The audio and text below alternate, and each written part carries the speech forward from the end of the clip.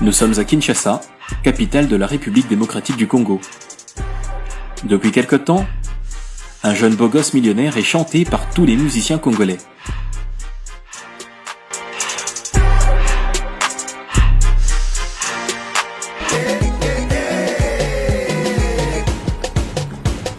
Boss, Abed Achour, Napoli Likemba, Abed Achour. Abed Achour a motema, letenanga ya mabanzo, nandimi nasali buzoba. Mais qui est vraiment le boss Abed Achour? Ce jeune millionnaire si généreux qui offre des milliers de dollars et des voitures à qui il veut?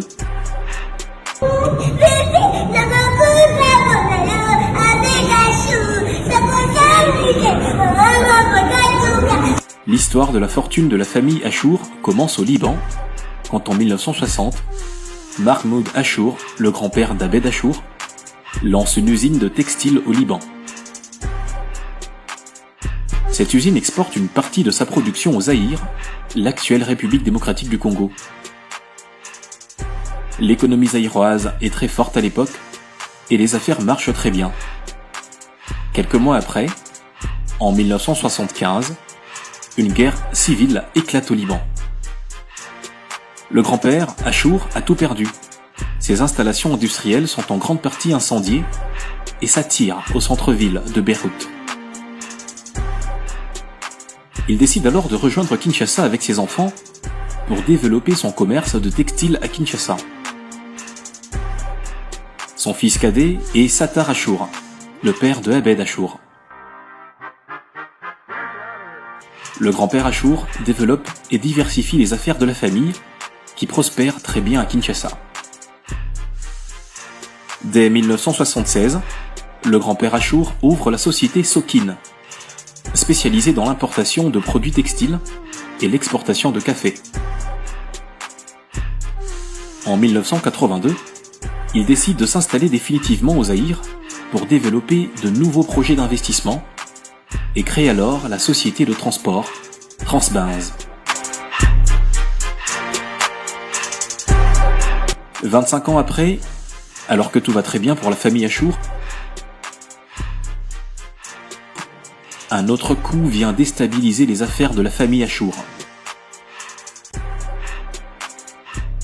Le pillage systématique des magasins par l'armée à Kinshasa. La famille Achour perd 25 ans de travail en un seul jour.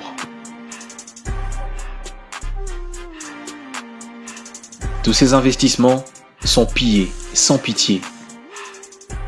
La famille décide alors de retourner vivre et travailler au Liban. Le fils cadet de Mahmoud Achour, le père d'Abed, Sattar, est le plus résilient de tous. Même s'ils ont tout perdu à Kinshasa, le père d'Abed Achour décide de revenir seul au Zaïre, une année après, en 1992, pour relancer les activités des sociétés familiales pillées, Sokin et Transbenz.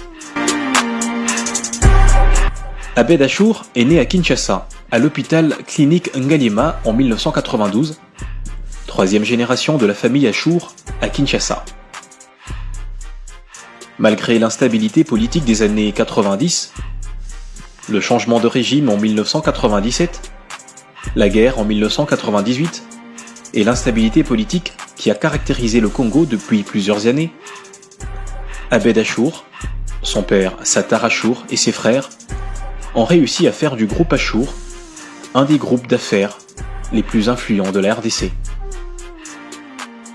Le groupe Achour contrôle aujourd'hui une dizaine d'entreprises et intervient dans différents secteurs d'activité tels que le négoce général, la distribution des produits alimentaires, la logistique, transport routier, atelier automobile, présentation des marques de véhicules, motos, camions et engins de manutention, industrie agroalimentaire, emballage, unité de fabrication d'emballage carton. Exploitation de carrière. Caillasse. Immobilier. Vente et location. Construction. Comme avec la famille Trump aux États-Unis, Abed Achour, petit-fils de Mahmoud Achour et fils de Sattar Achour, qui assure aujourd'hui la direction de certaines affaires familiales, est décidé à rentrer le nom Achour dans l'histoire et faire grandir de façon exponentielle le chiffre d'affaires du groupe Achour. Directeur général du groupe Sukin, Jack Motors, Bellevue, Rotana Kin Plaza, etc. Le jeune millionnaire est aujourd'hui une personne incontournable dans les milieux des affaires à Kinshasa et en RDC. À partir d'aujourd'hui, cet hôtel fait partie du patrimoine congolais pour la génération à venir. Vive la République démocratique du Congo et vive les amis fidèles. Abed Achour a aussi créé la fondation Achour, qui fait plusieurs dons à de nombreuses familles en détresse.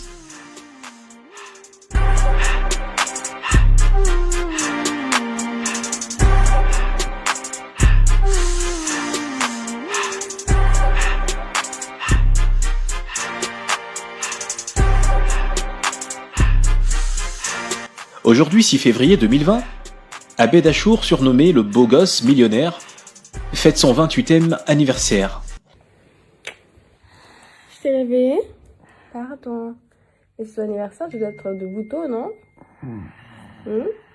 Sa compagne, Sonia Pembe, lui organise un anniversaire surprise. Il n'est donc pas au courant. Si les Kardashians étaient une famille congolaise, Sonia Pembe serait Kylie Jenner.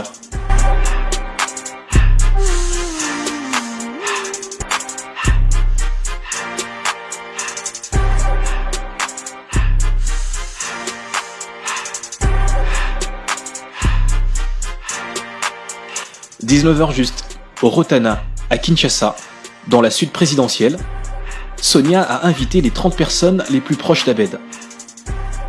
Pas facile d'organiser un anniversaire surprise à Abed Achour dans son propre hôtel, car il le connaît très bien. Après plusieurs tentatives pour le faire venir dans la sud présidentielle, après plusieurs fausses alertes,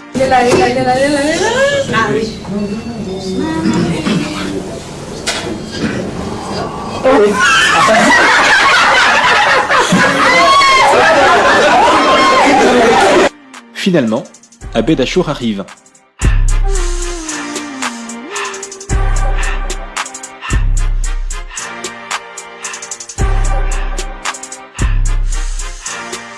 Richesse, beauté, célébrité, luxe, vie de rêve.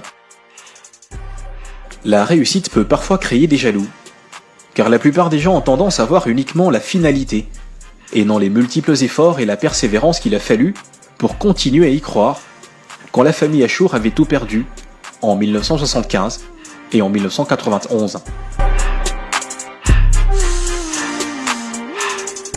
La réussite est le résultat d'un choix que nous prenons chaque jour de notre vie. Le choix de l'effort ou de la facilité. Le choix de se concentrer sur l'essentiel, acquérir des compétences pour résoudre des problèmes, ou se complaire pendant des heures dans la distraction, la superstition et la bêtise.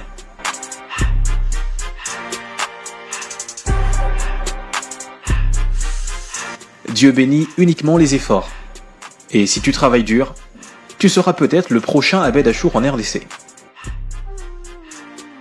L'histoire de la famille Achour a beaucoup à nous apprendre, dans la persévérance face à l'échec, l'unité et la solidarité familiale, l'avantage de savoir travailler en famille pour réaliser de grands projets, et la foi en la RDC, peu importe dans quel état il se trouve. Au lieu de toujours chercher à fuir notre pays pour aller chercher des opportunités en Europe ou en Amérique, nous devons croire au Congo et voir les problèmes du Congo comme des opportunités d'affaires qui pourraient nous enrichir nous aussi.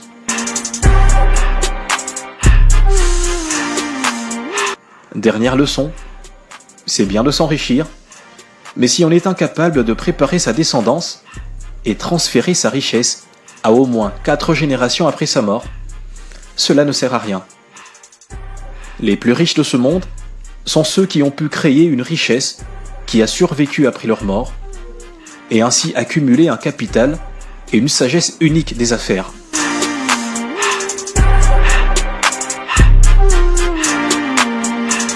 Vous avez une carrière impressionnante et vous voulez que nous racontions votre histoire pour inspirer des jeunes à réussir comme vous? Vous voulez que nous nous occupions de votre communication en vidéo sur les réseaux sociaux en créant votre propre télé-réalité chaque semaine? ProVideo Story produit et distribue votre histoire à au moins 100 000 personnes en 3 jours. Si votre vidéo n'atteint pas 100 000 vues, notre service est gratuit. Contactez notre bureau à Montréal au +15 14 581 85 33.